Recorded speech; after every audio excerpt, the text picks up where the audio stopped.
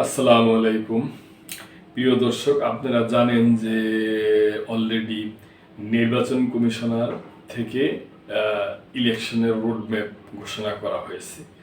এই রোডম্যাপ পাওয়ার পরে বিএনপি, জাতীয়তাবাদী দল বিএনপি, ওনারা তো অনেক হ্যাপি।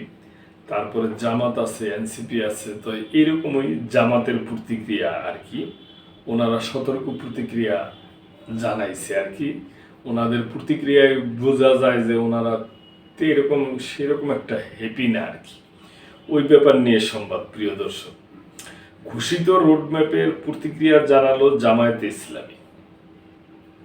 নির্বাচন কমিশন কর্তৃক ঘোষিত রোডম্যাপের প্রতিক্রিয়া জানিয়েছেন বাংলাদেশ জামাতে ইসলামী।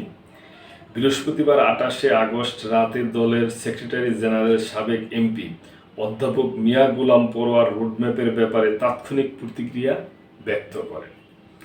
মিয়া গোলাম পরোয়ার বলেন, নির্বাচন কমিশন কর্তৃক ঘোষিত রোডম্যাপ গতানুগতিক এবং কিছুটা বিভ্রান্তিমূলক।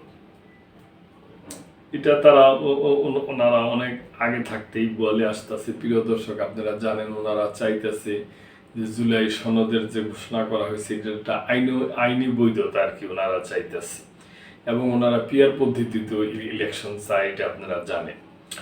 তিনি উল্লেখ করেন যে জাতির প্রত্যাশা আগামী বছরের ফেব্রুয়ারিতে অনুষ্ঠিতব্য জাতীয় সংসদ নির্বাচন অবাধ, সুষ্ঠু ও গ্রহণযোগ্য হবে, কিন্তু কোন পদ্ধতিতে নির্বাচন অনুষ্ঠিত হবে তা এখনো ঠিক হয়নি। এমনকি জুলাই জাতীয় সনদের আইনি ভিত্তি প্রদান এবং এর বাস্তবায়নের প্রক্রিয়া চূড়ান্ত হয়নি।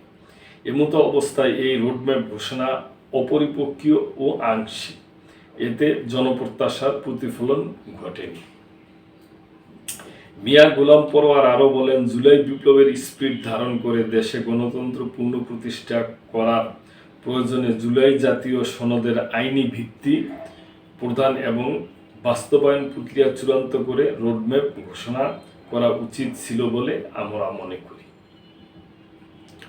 তো প্রিয় দর্শক, আপনারা জানেন যে ওনারা প্রথম থেকে এটার একটা করে আসছে, এবং এইটাও শোনা যায় যে অনেকে বলে যে ওনারা আরেকটু সময় চায়, এবং অনেকে এইটাও মানে বলে যে ওনারা জানে যে ওনারাতে এমন যদি এখন এই মুহূর্তে ইলেকশন হয় তেমন একটা হয়তো ভালো করতে পারবে না।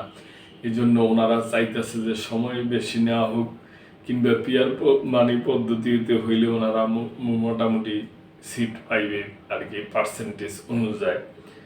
এই ধরনের বিভিন্ন কথাবার্তাও দর্শক রাজনৈতিক অঙ্গনে শোনা যায়।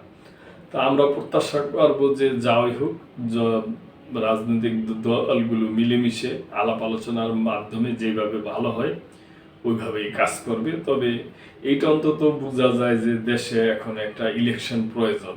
তার কারণ বর্তমান যে সরকার আছে ওনারা তো আর কোনো রাজনৈতিক সরকার না, এটাই ভাবা উচিত, এটি জানা উচিত। প্রিয় দর্শক, তো দর্শক, আপনাদের যদি কোনো কিছু বলার থাকে অবশ্যই কমেন্ট করবেন এবং সাবস্ক্রাইব করে আমাদের পাশেই থাকবেন। আল্লাহ হাফেজ।